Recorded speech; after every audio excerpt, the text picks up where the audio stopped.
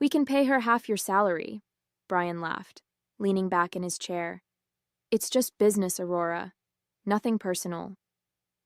I stared at him across his desk, the birthday card my colleagues had signed for me just hours earlier still tucked in my purse. The shock must have been evident on my face because he quickly continued. Look, Heather's been here 6 months now. You've trained her well. The pharmaceutical database system is running smoothly, and frankly, we don't need 2 people doing one job. Heather knows the basics, I said slowly, trying to keep my voice steady. But she doesn't understand the integration points. The system architecture, double quotes. Brian waved his hand dismissively. All documented in your process manuals, right? That's what I pay you for. Besides, young talent brings fresh perspectives. The industry's evolving. My name is Aurora Chen, 41 years old, and until 5 minutes ago, I was the Senior Database Integration Specialist at MediSync Pharmaceutical Services. For 3 years, I'd designed and maintained the complex system that tracked drug trials across multiple platforms, connecting research data with regulatory submission requirements for pharmaceutical companies across the country. When Brian hired Heather 6 months ago, I'd welcomed the help. The system had grown increasingly complex, and having someone manage the day-to-day operations would free me up to implement improvements I'd been planning for months. I'd spent countless hours training her, carefully walking her through the standard procedures, though there hadn't been time to cover the underlying architecture, the invisible connective tissue that made everything work seamlessly. I need your keycard and passwords before you leave today, Brian continued, sliding a severance agreement across the desk. 2 weeks' pay, standard confidentiality clauses. I scanned the document, the words blurring slightly. Today is my birthday, I said, the statement sounding hollow even to me. Brian had the decency to look uncomfortable for a moment. Sorry about the timing. HR picked the date. I signed the agreement mechanically, then stood up. Heather will need the emergency protocols for when systems don't synchronize properly. They're not in the documentation. I'm sure she'll figure it out, Brian replied, already checking his phone. She's quite resourceful. As I packed my desk, Heather approached, her expression a mixture of sympathy and awkwardness. I'm really sorry, she whispered. I had no idea this was happening. I nodded, not trusting myself to speak. As I handed her my system notebook, a notification popped up on my computer screen. Database sync error on client trial DRX 1429, manual resolution required. I started to explain the error, but Brian appeared, ushering me toward the exit. Heather's got this, he said firmly. It's time for you to go. I smiled tightly. Good luck, I said, meaning it more sincerely than either of them could possibly understand. My path to MediSync began after 15 years in database architecture. I'd built systems for insurance companies, retail chains, and finally, the pharmaceutical industry, where data integrity could literally be a matter of life and death. Clinical trial information had to be seamlessly integrated across research platforms, regulatory submission systems, and client dashboards, with zero margin for error. When MediSync recruited me, they were struggling with an outdated system that frequently crashed. Within 6 months, I'd redesigned their entire architecture, creating a robust integration framework that accommodated their complex needs while maintaining regulatory compliance. Client satisfaction scores rose dramatically, and the company landed 3 major pharmaceutical contracts based largely on the strength of their innovative data management solutions I had built from the ground up. Brian Morgan became my manager a year ago when the previous director retired. He had a background in sales rather than technology, which initially concerned me, but I tried to be open-minded. He spoke constantly about optimization and streamlining operations, often questioning why processes couldn't be simplified. These verification steps seem excessive, he'd comment during review meetings. Couldn't we eliminate some of these redundancies? I'd patiently explain that what looked like redundancy was actually essential error-catching architecture. The system's strength lay in its multiple verification points that prevented data corruption from cascading through interconnected databases. Brian would nod, but I could tell he wasn't fully grasping the technical nuances. Still, I believed his business perspective complemented my technical expertise, and we maintained a cordial professional relationship. When he hired Heather, fresh out of college with a computer science degree but no real-world experience, I didn't object. Training a junior colleague seemed reasonable, and I enjoyed sharing my knowledge. Heather was eager and quick to learn the operational procedures, though she sometimes grew impatient with details. "Do we really need to run all these verification queries?" she'd ask. "It adds an hour to the process." "That hour prevents weeks of potential disaster recovery," I'd explain. "The system is more fragile than it appears." In recent weeks, I'd noticed Brian and Heather in frequent private meetings. I assumed they were discussing her professional development, perhaps planning to expand her responsibilities. I even prepared additional training materials, anticipating that she might take over some of my routine tasks. What I didn't anticipate was becoming completely expendable. In retrospect, the signs were there. Brian's increasing questions about whether my processes could be streamlined, his interest in detailed documentation, the gradual exclusion from strategic meetings. But I'd been too focused on improving the system and training my replacement to see what was happening. The morning after my unceremonious termination, I woke to a string of LinkedIn notifications. News of my departure had apparently spread quickly through professional circles. 3 former colleagues had sent messages expressing shock and asking if I was looking for new opportunities. I spent the day updating my resume and researching positions, trying to focus on the future rather than dwelling on the humiliation of being escorted from the building on my birthday. By evening, I'd lined up 2 promising interviews for later in the week. The pharmaceutical data integration field was specialized enough that experienced architects were always in demand. My phone rang just after dinner. It was Jacob, a developer from my former team at Medisync. "Aurora, I know you probably don't want to talk about work, but I'm stuck on something," he said, his voice tight with stress. "The DRX1429 trial database is showing inconsistencies after the routine Sunday update. I've tried everything in your documentation, but nothing's working." I remembered the error notification I'd seen just before leaving. "Did you run the verification sequence on the secondary tables?" I asked. "Yes, but the systems aren't reconciling. Heather said to just force an override, but that doesn't seem right." I winced. "Definitely don't do that. It could corrupt the entire trial dataset." "That's what I thought," Jacob sighed. "I told Brian we should call you, but he said we needed to handle it internally." After providing some guidance, careful not to violate the confidentiality agreement I'd signed, I hung up, feeling a curious mix of vindication and concern. The system I'd built was intricate, with carefully designed fail-safes and interconnection points that weren't immediately obvious, without understanding the underlying architecture. 2 more calls came in that evening from different team members, each describing escalating problems. Apparently, Heather had indeed attempted to force an override, which had triggered cascading errors across multiple client databases. The team was now in emergency mode, trying to prevent data corruption from spreading. I declined to answer the 4th call, which came from Brian's number just before midnight. The next morning, a Tuesday, I had an early interview with PharmaDirect, one of Medisync's competitors. The hiring manager, impressed with my portfolio, asked why I'd left my previous position. "Restructuring," I said simply. "They decided to streamline the database management team." He looked skeptical. "Interesting timing. We just heard Medisync is having major system issues. Something about corrupted trial data?" I kept my expression neutral. "I wouldn't know. I'm no longer with the company."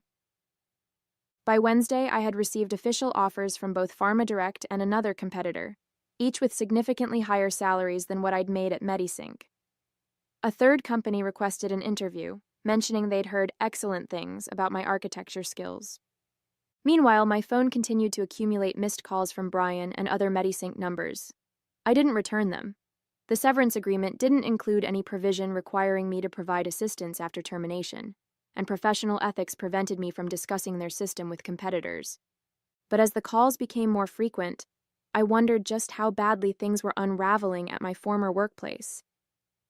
By Thursday morning, my curiosity got the better of me. I accepted Brian's call on the first ring. "Aurora," he said, relief evident in his voice. "Thank God. We have a situation." "So I've heard," I replied neutrally. "Look, I'll be direct. The system is in complete meltdown. After that initial error on Monday, everything started falling apart. Client dashboards are showing incorrect data, trial records are mismatched, and the regulatory submission module is flagging compliance errors across the board." I closed my eyes, visualizing the cascade of failures, exactly what I'd designed the verification protocols to prevent. "Brian, I signed a severance agreement. I'm no longer an employee." "I understand that," he said quickly. "We'd bring you back as a consultant. Name your rate. We just need you to fix this." The offer was tempting, not for the money, but for the satisfaction of being proven right. However, I knew better than to rush into anything. "I'd need full system access and complete autonomy to implement solutions," I said.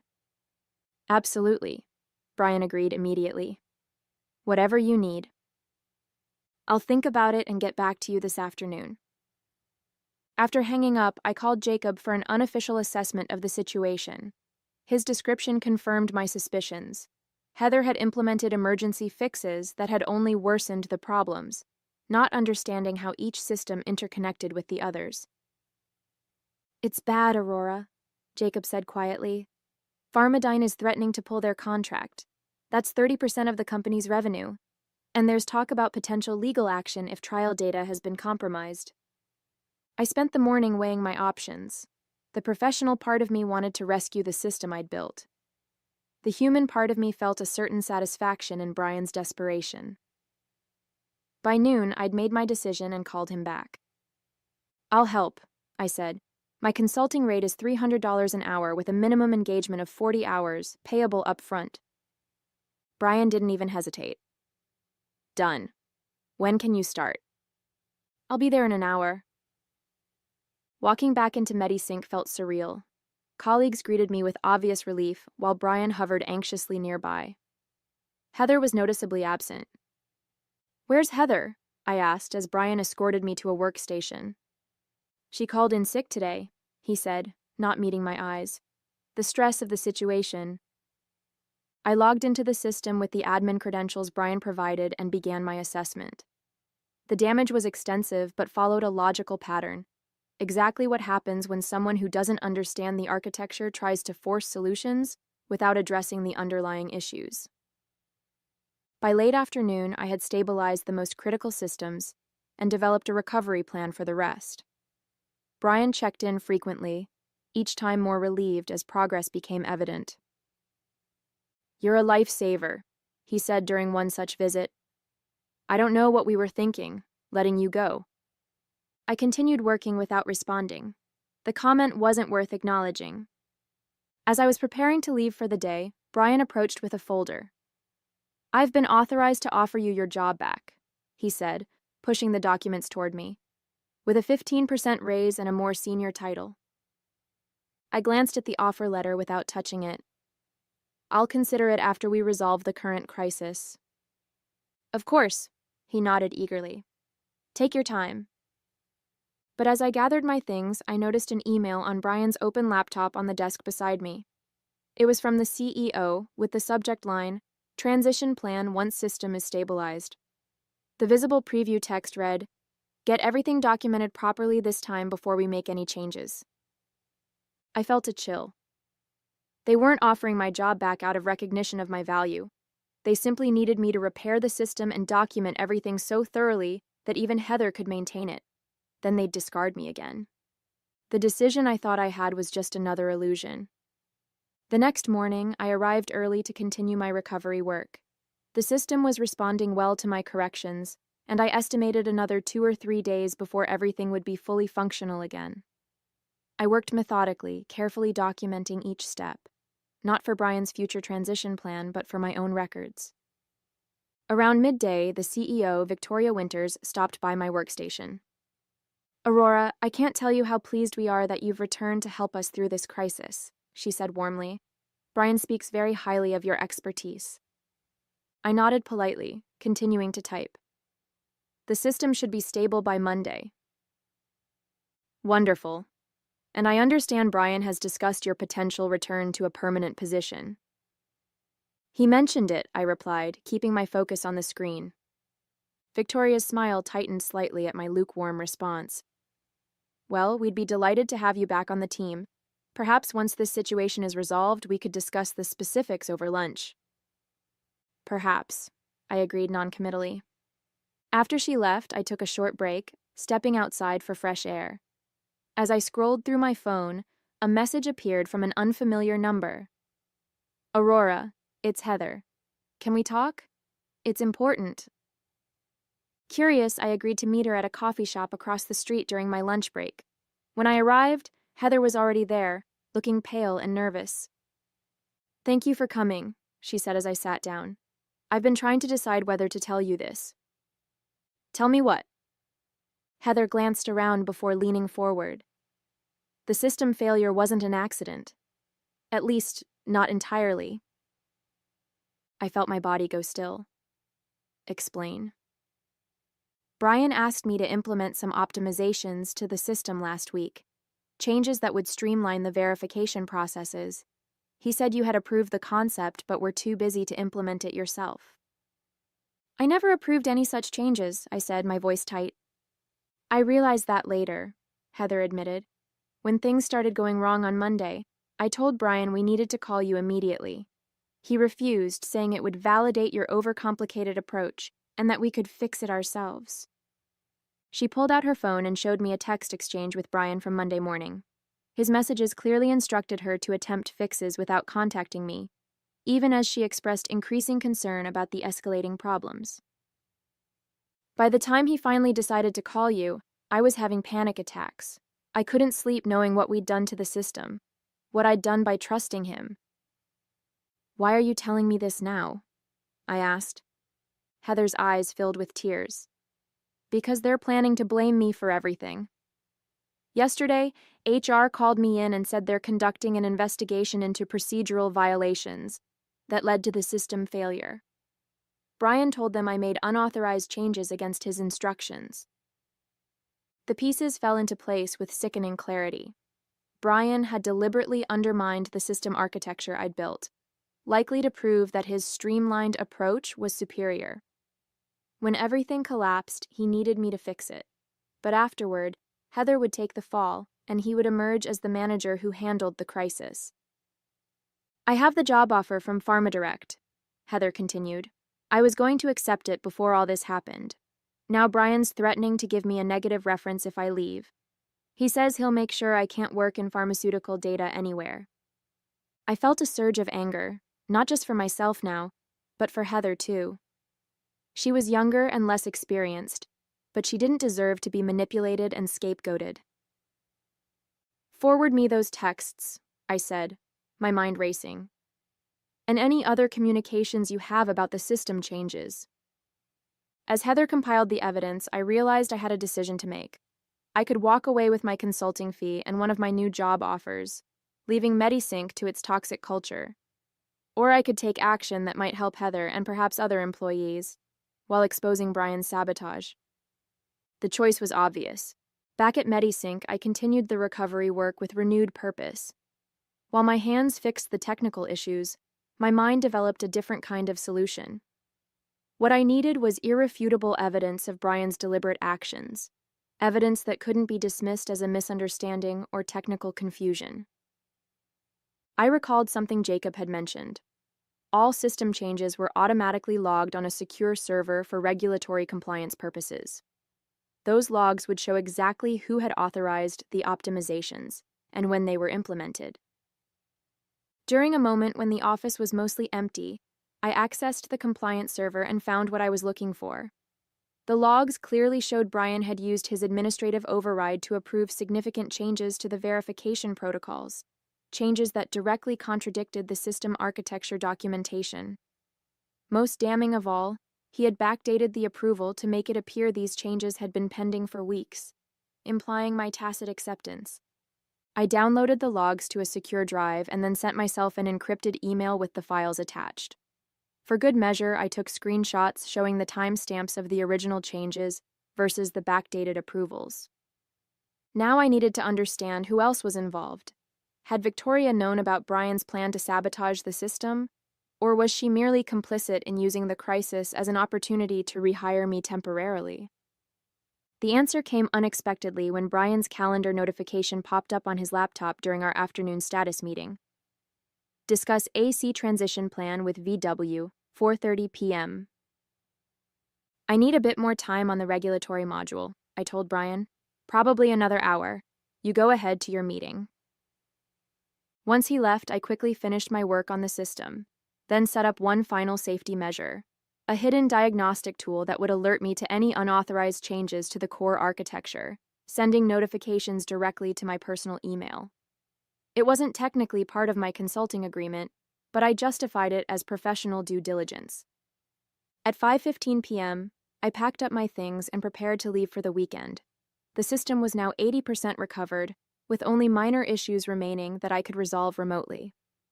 As I passed the conference room, I heard Brian's voice rising in frustration. But she's fixing everything. Can't we at least wait until Monday before?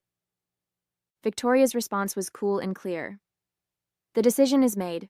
Once she submits the final documentation, we thank her for her consulting work and proceed with the transition to the simplified architecture. Heather was just a trial run.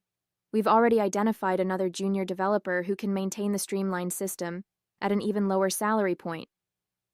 And if it fails again? It won't, because Aurora will have documented every aspect of the recovery process. That's the whole point of bringing her back as a consultant. I'd heard enough. I slipped away before they could exit the conference room, a strange calm settling over me. I now had all the evidence I needed, and a weekend to decide exactly how to use it. Sunday evening, I received a text from Brian. System looking stable. Just need final documentation tomorrow to close out your consulting engagement. CEO wants to meet at 9 a.m. I responded simply, I'll be there. What Brian didn't know was that I'd spent the weekend consulting with both a labor attorney and a regulatory compliance expert at the FDA, who had expressed significant concern about the deliberate manipulation of pharmaceutical trial data systems. I had also accepted the position at Pharma Direct, with a specific condition they had happily accommodated. Monday morning would bring answers to questions Brian and Victoria didn't even know to ask, and I would be ready. I arrived at MediSync at exactly 9 a.m. Monday, carrying a slim portfolio containing my consulting invoice and several other carefully prepared documents. Victoria's executive assistant showed me into the conference room where Victoria, Brian, and two people I didn't recognize, a woman in a severe suit and a nervous-looking man with a legal pad, were already seated. Aurora, thank you for coming, Victoria began with practiced warmth. This is Patricia from HR and Jonathan from legal. They're here to formalize the conclusion of your consulting engagement. I smiled pleasantly. How convenient. I've brought some documentation that requires legal review as well. Before anyone could respond, the conference room door opened again. Jacob entered, followed by Heather and two men in dark suits who definitely weren't MediSync employees. What is the meaning of this? Victoria demanded, half rising from her chair. I invited a few additional participants, I said calmly.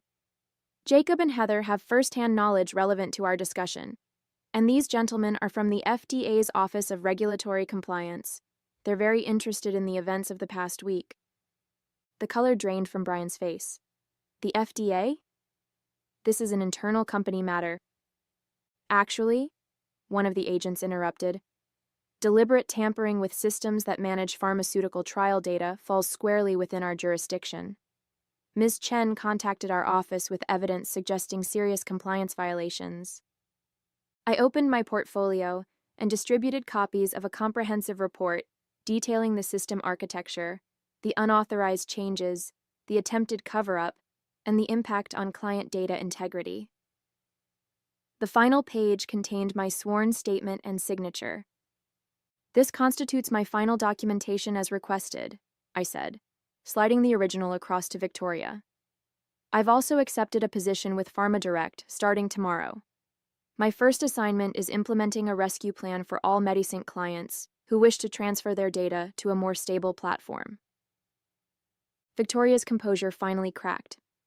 You can't do this. Those clients are under contract. Contracts with specific performance guarantees regarding data integrity. I corrected her.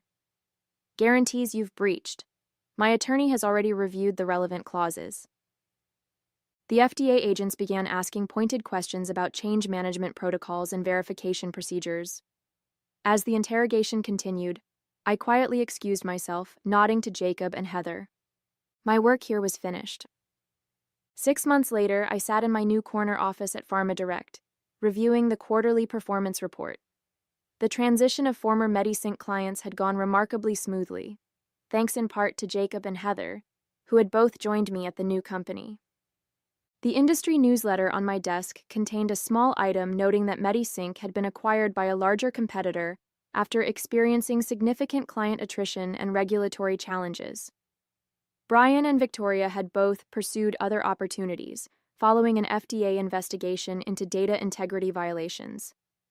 My phone buzzed with a calendar reminder, a video meeting with our newest pharmaceutical client, formerly MediSync's largest account. Their research director had specifically requested that I oversee their data architecture personally, citing my exceptional reputation for system integrity. As I prepared for the call, Heather knocked on my doorframe. The team wanted me to remind you about the celebration dinner tonight, she said. 1 year since we all started here. I smiled, remembering the day I'd negotiated with PharmaDirect's CEO to bring both Jacob and Heather onto my team as part of my employment conditions. He'd been skeptical until I explained their potential value and their loyalty in providing evidence that helped expose MediSync's violations. I wouldn't miss it, I assured her. My new email notification chimed, the diagnostic system I'd created alerting me that all client databases had completed their verification cycles successfully. The architecture I'd designed here was even more robust than my work at MediSync, incorporating lessons learned from that experience.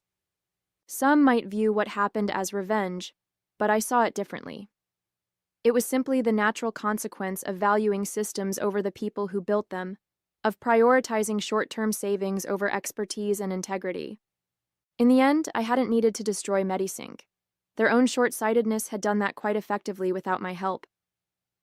I closed the performance report and prepared to meet with our newest client, ready to demonstrate once again the value of doing things right.